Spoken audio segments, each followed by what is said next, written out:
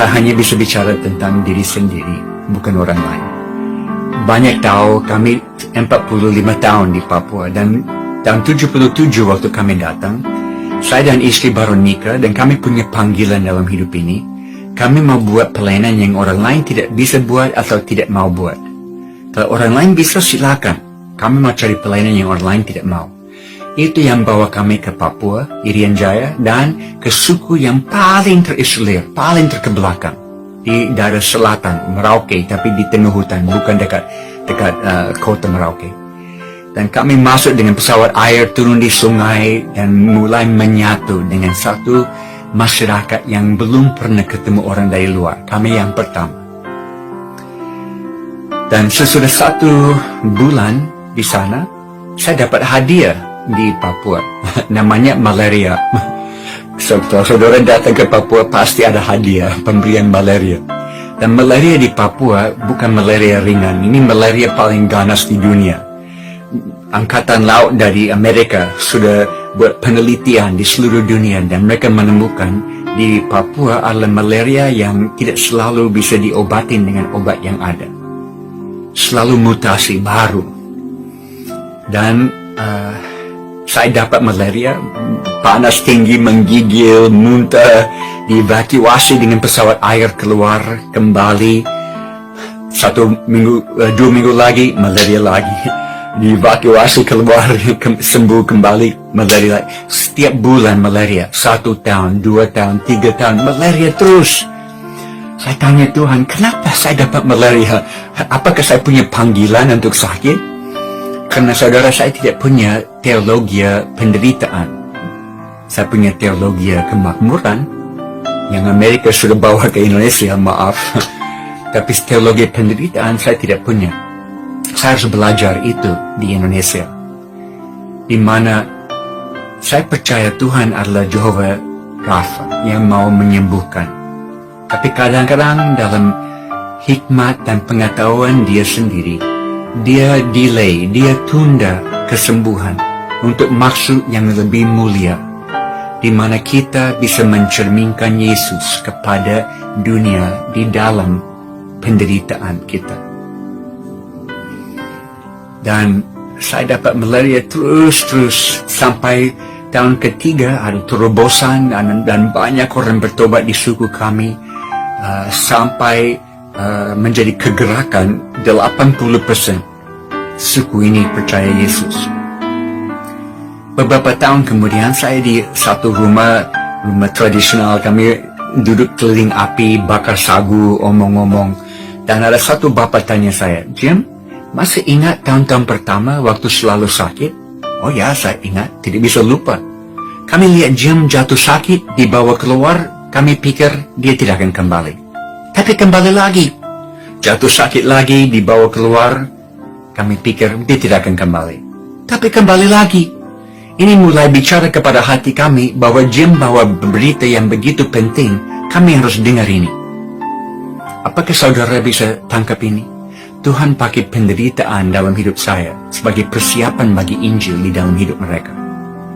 Dan kalau saya bisa menderita supaya satu suku datang kepada Tuhan, why not? Kenapa tidak? Beberapa tahun lalu, saya mulai kehilangan kemampuan lihat dengan mata kiri. Karena obat malaria itu keracunan. Dan kalau dimakan terus bertahun-tahun bisa bikin mata buta.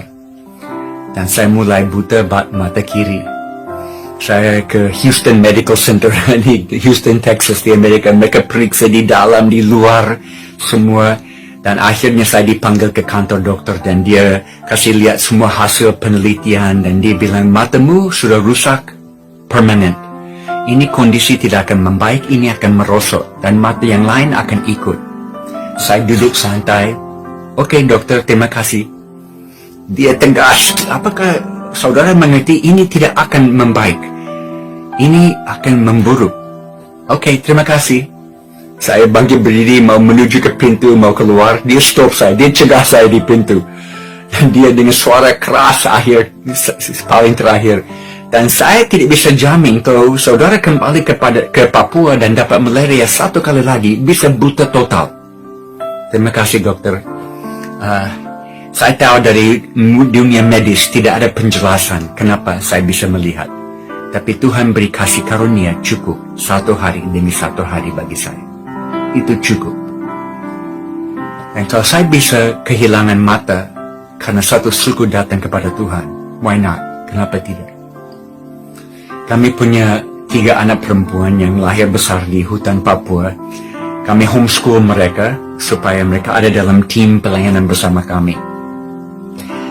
Dan mereka dapat malaria ratusan kali, ulang-ulang. Dan 2, anak pertama, anak kedua hampir meninggal dalam koma 1 minggu, tidak sadar. Dan obat tidak menolong dan tidak ada pesawat untuk evakuasi.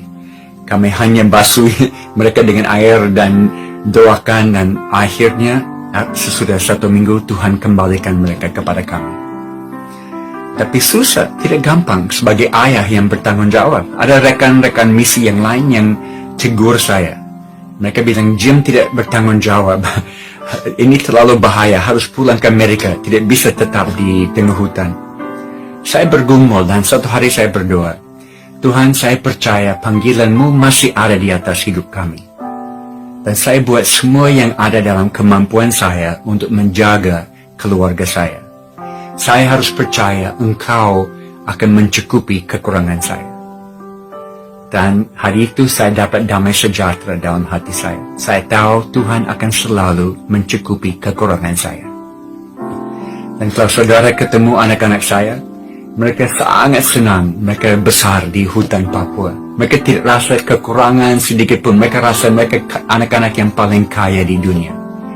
Dan mereka semua keluar kuliah dan masuk profesi bidang masing-masing. Dan mereka teruskan misi Tuhan dalam hidup mereka lewat bidang yang mereka pilih. Seperti Amy, anak pertama, yang waktu di hutan dia bantu mama di klinik. Dia umur 12 tahun, dia bisa bantu ibu-ibu melahirkan. Umur 12 tahun, dia bisa jahit kulit yang terbelah dari perang suku. Umur 12 tahun, dia bisa pasang tulang yang patah. Akhirnya dia ikut kuliah medis di Amerika supaya dia bisa dapat teori yang sesuai dengan praktik yang dia sudah tahu. Dan dia kembali, dan sekarang di kota di mana kami tinggal di Sentani, dia buka klinik kesehatan. Di mana banyak orang datang dan tubuh dijamah Tuhan dan rohnya dijamah Tuhan. Dan dalam COVID ini, klinik kami sekarang setiap hari melayani 600 pasien. Karena semua takut ke rumah sakit karena COVID ada di situ. Jadi mereka datang dan tetap dilayani dengan apa yang ada pada kami. Mungkin saya akhir dengan satu cerita terakhir. Pada satu saat kami mau buat baptisan air di suku di samping suku yang kami layani di pedalaman. Karena waktu kami lihat kegerakan di suku kami ajar mereka langsung. Injil dibawa kepadamu supaya bisa kamu bawa ke suku yang lain. Jadi mereka jadi missionaries langsung jadi. Dan mereka bawa ke suku-suku yang dulu adalah musuh mereka. Yang membunuh dan memakan orang tua mereka. Semua orang seumur dengan saya dan lebih tua tahu rasa daging manusia. Mereka cannibal pada waktu itu. Jadi musuh di sebelah timur dari suku kami adalah suku yang cannibal, membunuh dan makan orang tua mereka. Tapi mereka balas dengan kasih Tuhan luar biasa. Dan kami masuk satu kali untuk baptisan air pertama di tengah-tengah suku itu. Dengan pesawat air kami take off dari di sungai kami di kampung kami, dan saya satu penetua jemaat dan pilot 3 orang. Karena di mana kami mau turun itu sungai sempit, kecil dan tidak bisa terlalu berat, harus ringan. Karena pesawat hanya bisa landing dan take off di sungai yang tanjung cukup memungkinkan. Jadi kami turun dari pesawat dan pilot bawa pesawat ke tempat lain, layani missionaries yang lain, nanti sore akan datang jemput.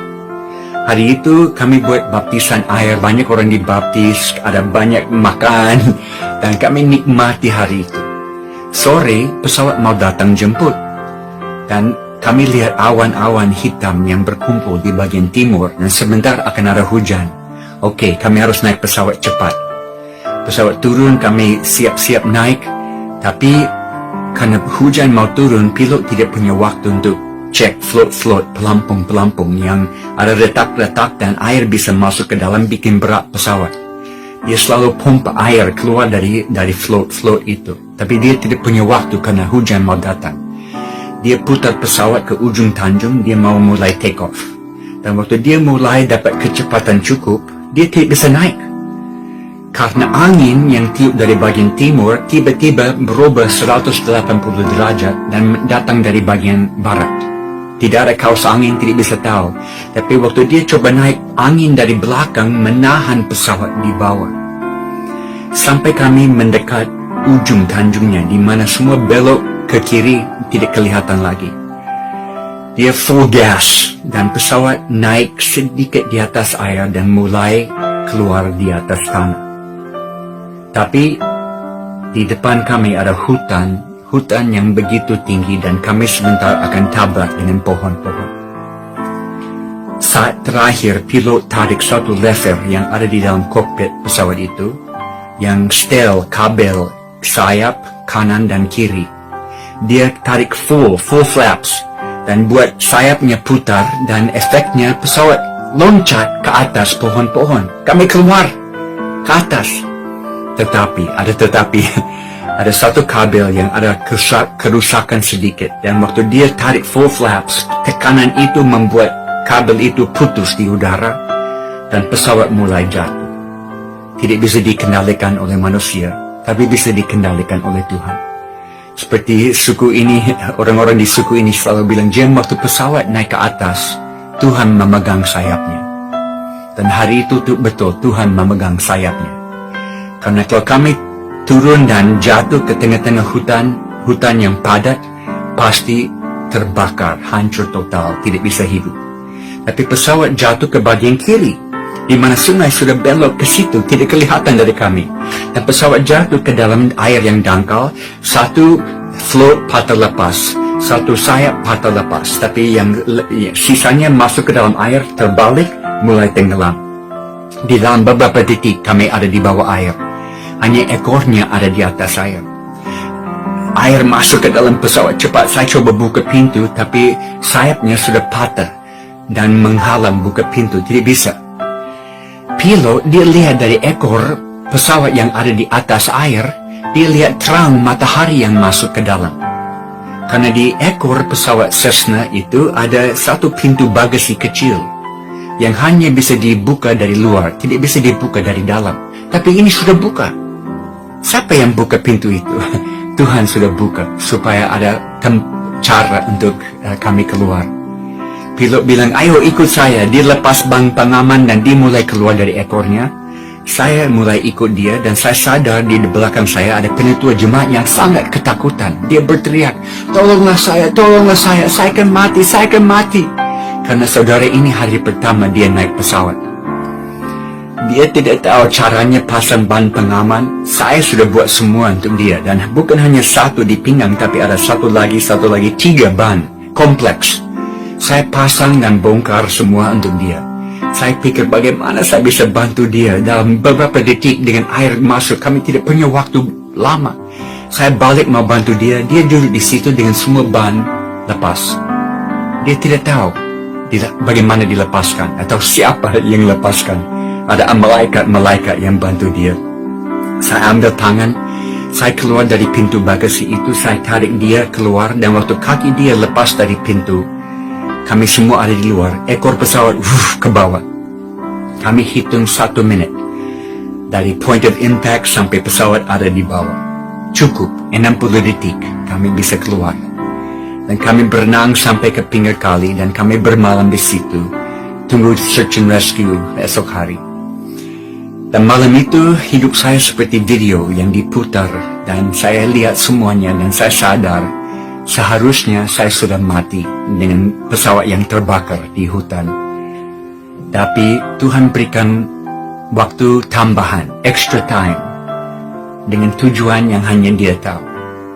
Dan Kolose pasal 3 ayat pertama menjadi lebih berarti. Saya mau cari perkara-perkara di atas, bukan perkara perkara sementara di sini, karena hidup ini tersembunyi di dalam Dia di sana.